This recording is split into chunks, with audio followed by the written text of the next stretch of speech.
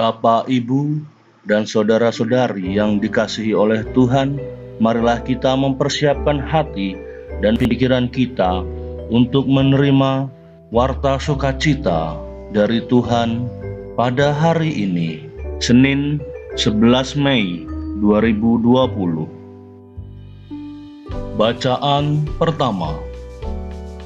Pembacaan dari Kisah Para Rasul bab 14 ayat 5 sampai 18. Maka mulailah orang-orang yang tidak mengenal Allah dan orang-orang Yahudi bersama-sama dengan pemimpin-pemimpin mereka menimbulkan suatu gerakan untuk menyiksa dan melempari kedua rasul itu dengan batu. Setelah rasul-rasul itu mengetahuinya, menyingkirlah mereka ke kota-kota di Likaonia, yaitu Listra dan Derbe dan daerah sekitarnya. Di situ mereka memberitakan Injil. Di Listra ada seorang yang duduk saja karena lemah kakinya dan lumpuh sejak ia dilahirkan dan belum pernah dapat berjalan. Ia duduk mendengarkan ketika Paulus berbicara, dan Paulus menatap dia dan melihat bahwa ia beriman dan dapat disembuhkan. Lalu kata Paulus dengan suara nyaring, "Berdirilah tegak di atas kakimu." Dan orang itu melonjak berdiri, lalu berjalan kian kemari. Ketika orang banyak melihat apa yang telah diperbuat Paulus, mereka itu berseru dalam bahasa Likaonia, "Dewa-dewa telah turun ke tengah-tengah kita dalam rupa manusia." Barnabas mereka sebut Zeus, dan Paulus mereka sebut Hermes, karena ia yang berbicara. Maka datanglah imam dewa Zeus yang kuilnya terletak di luar kota, membawa lembu-lembu jantan dan karangan-karangan bunga ke pintu gerbang kota untuk mempersembahkan korban bersama-sama dengan orang banyak kepada rasul-rasul itu. Mendengar itu, Barnabas dan Paulus mengoyakkan pakaian mereka, lalu terjun ke tengah-tengah orang banyak itu sambil berseru, "Hei kamu sekalian, mengapa kamu berbuat demikian? Kami ini adalah manusia biasa, sama seperti kamu. Kami ada di sini untuk memberitakan Injil kepada kamu, supaya kamu meninggalkan perbuatan sia-sia ini dan berbalik kepada Allah yang hidup, yang telah menjadikan langit dan bumi, laut dan segala isinya. Dalam zaman yang lampau, Allah membiarkan semua bangsa menuruti jalannya masing-masing.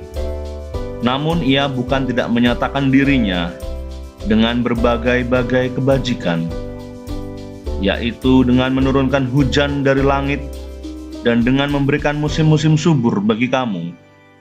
Ia memuaskan hatimu dengan makanan dan kegembiraan."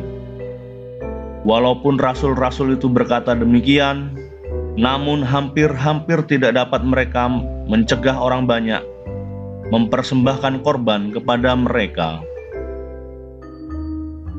Demikianlah sabda Tuhan. Syukur kepada Allah. Tuhan beserta kita, sekarang dan selama-lamanya. Inilah Injil Yesus Kristus menurut Yohanes. Dimuliakanlah Tuhan.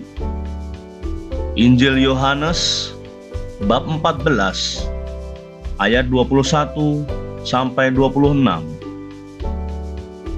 Barang siapa memegang perintahku dan melakukannya, dialah yang mengasihi aku. Dan barang siapa mengasihi aku, ia akan dikasihi oleh Bapa-Ku, dan aku pun akan mengasihi dia dan akan menyatakan diriku kepadanya." Yudas yang bukan Iskariot berkata kepadanya, "Tuhan, apakah sebabnya maka Engkau hendak menyatakan dirimu kepada kami dan bukan kepada dunia?"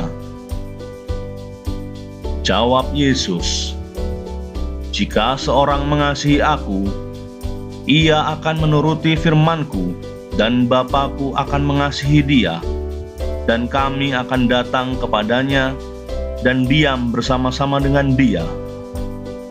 Barang siapa tidak mengasihi Aku, ia tidak menuruti firman-Ku, dan firman yang kamu dengar itu bukanlah daripadaku, melainkan dari Bapa yang mengutus Aku. Semuanya itu Kukatakan kepadamu selagi Aku berada bersama-sama dengan kamu.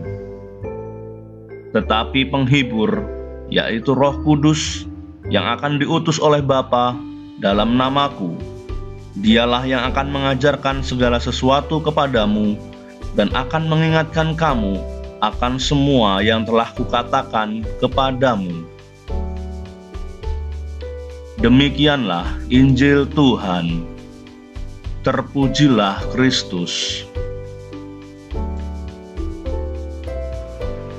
Renungan Harian Katolik, Senin 11 Mei 2020. Banyak sekali umat kita yang selalu bertanya tentang mengapa Roh Kudus yang datang pada waktu Yesus dibaptis mengambil lambang merpati, sementara pada hari Pentakosta Roh Kudus turun dalam lambang lidah api dan angin taufan. Pada waktu Yesus dibaptis, turunnya Roh Kudus disusul oleh suara dari langit, "Engkaulah anak yang Kukasihi, kepadamulah Aku berkenan." Merpati adalah lambang universal untuk kasih, keakraban, damai, dan kemesraan. Pesannya sangat jelas, seperti halnya Yesus adalah anak yang terkasih. Demikian pula dengan pembaptisan kita dilahirkan kembali dalam Roh Kudus menjadi anak Allah yang terkasih. Seperti apapun keadaan kita, kekurangan kita tetap saja anak yang dikasihi oleh Allah. Mungkin saja orang lain, bahkan kadang orang tua kita, tidak mencintai kita, namun Allah tidak pernah tidak mencintai kita. Keyakinan dan pengalaman ini dapat menjadi kekuatan dahsyat untuk menjalani peziarahan hidup kita. Sementara itu, menjelang Pentakosta, para murid yang akan menerima Roh Kudus berada dalam keadaan yang amat memprihatinkan. Mereka takut kepada orang Yahudi yang telah membunuh Yesus. Mereka kecewa karena harapan mereka tidak menjadi kenyataan. Mereka bingung karena masa depan mereka tidak jelas lagi. Mereka boleh dikatakan lumpuh, tidak berani, dan tidak dapat berbuat apa-apa. Kepada mereka, Roh Kudus turun dalam lambang api yang membakar hati yang beku, dalam lambang angin taufan yang menggoncang. Daya api dan taufan itu membuat mereka bangkit, bebas dari rasa takut, kecewa, dan bingung, dan dibuat berani untuk mewartakan kabar sukacita Kristus yang telah wafat dan akan bangkit, yang menjadi sumber keselamatan manusia. Hari Pentakosta mengajak kita merenungkan bagaimana kita mesti membuat keputusan yang harus selalu sesuai dengan tuntunan Roh Kudus. Apabila seluruh proses keputusan dari awal hingga akhir membawa buah yang baik, seperti kasih, damai sejahtera, kebaikan, dan kemurahan, tentu dapat kita yakini bahwa keputusan itu sudah benar dan baik. Ya Roh Kudus, turunlah atas kami, bukalah hati dan pikiran kami umat-Mu untuk selalu mengerti bahasa cinta yang Kau berikan kepada kami. Amin.